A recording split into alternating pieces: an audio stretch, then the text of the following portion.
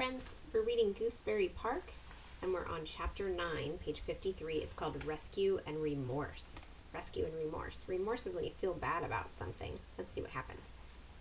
When finally he reached Stumpy's pin oak tree, Kona was stunned by what he saw.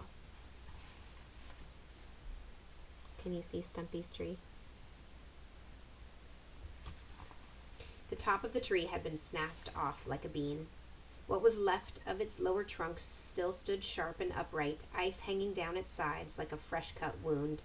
Scattered across the ground lay the debris that had once given the giant oak its majesty, solid pieces of trunk, mammoth branches with long, graceful stems, and hundreds of broken twigs, all glistening under a hard layer of ice.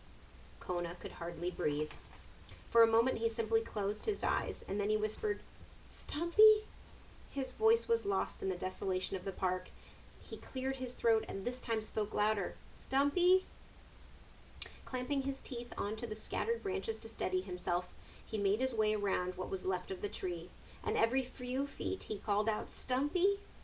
And each time he was met by silence.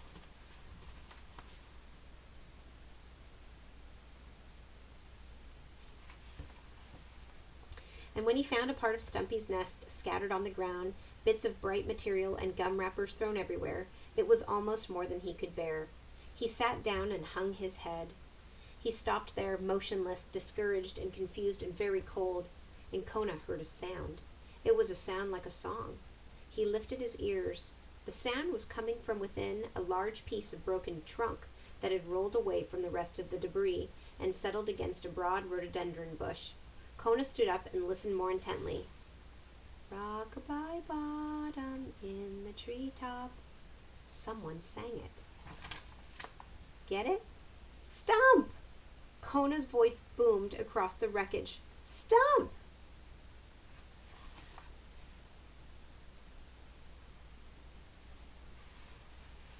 The dog leapt forward and then danced like a Bolshevik until he landed beside the singing tree trunk, flat on his back. He moaned, "Ow!" From the small, round hole in the trunk, a little black head, fuzzed with silver, poked out. It looked at Kona. "Help!" the head shouted. Kona raised himself up and moved closer. The little black head that had yelled for help belonged to a bat.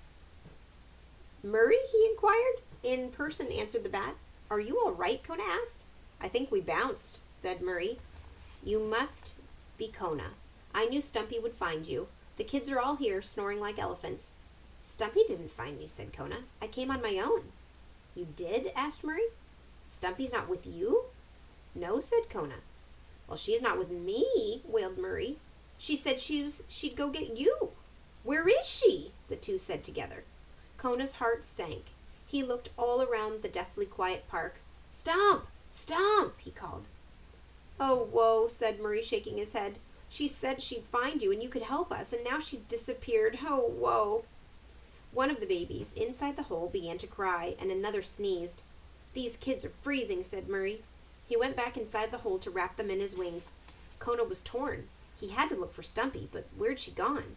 She had never been to his house, so how did she think she would find him? The fall must have rattled her senses. Kona wanted to keep looking for her, but the babies needed shelter, and quickly. It would be very dangerous for them to be exposed to the cold much longer. So Kona made a decision. He spoke into the hole. "We have to get you to my house, Murray, you and the babies, and then I'll come back to search for Stumpy."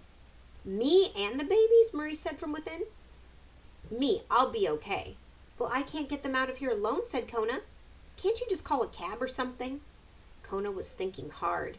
"I've got it," he said. "You can all ride on my back." "Excuse me," said Murray. He popped his head out of the hole again. "It's the only way," Kona insisted. "You can sit on my back and tuck the children inside your wings. It will be like riding a horse." "Sure, like I've ever ridden a horse," answered Murray. "We're going to end up on hard copy. I just know it." But within minutes, Murray was on Kona's back, humming nervously, and the babies were tucked under his wings. Now that Kona had to carry everyone, he was really worried. He had fallen dozens of times on his way to the park, but he couldn't risk any such accidents on the journey home. There was only one thing to do. "What?" Murray called out. "We're crawling? We're going to crawl? Gee, maybe we'll get there by September." "We'll make it," said Kona. "Just hold tight to those babies." "Ouch!" Murray yelled. "Ouch! Doesn't Stumpy ever feed these kids?" It took Kona an hour and a half to make what was usually a 10-minute walk to his house. It was a good thing that he was a Labrador retriever. Labradors can withstand very cold temperatures and great pain, and only a dog like Kona could have made the grueling journey home. In the moonlight of the clearing sky, everything glittered like diamonds, as if all the world had become a jewel, and even as Kona pulled himself across the yards, he was moved and strengthened by the incredible beauty all around him. He might even have forgotten that the others were there with him, had Murray not yelled, "Giddy up!" every 5 minutes. When Kona saw Professor Albert's house again and saw that the front door was still slightly ajar and that the fireplace still glowed and that he was home, he wanted to weep. It was as if he were gazing at heaven itself. When Kona turned into the yard, Murray knew, too, that they had arrived. "Yippee!" he yelled. Kona struggled up the icy steps and then cautiously put his head inside the door. Professor Albert still lay snoring on the sofa. "Welcome back, dear," Gwendolyn said softly. Kona walked into the room and gently lay down on the floor, and Murray scooped the babies up and hopped off. "Wow," said Murray, "look at the size of that television. Did I tell you I love Jeopardy?" Gwendolyn smiled at Kona. "A remarkable dog," she said.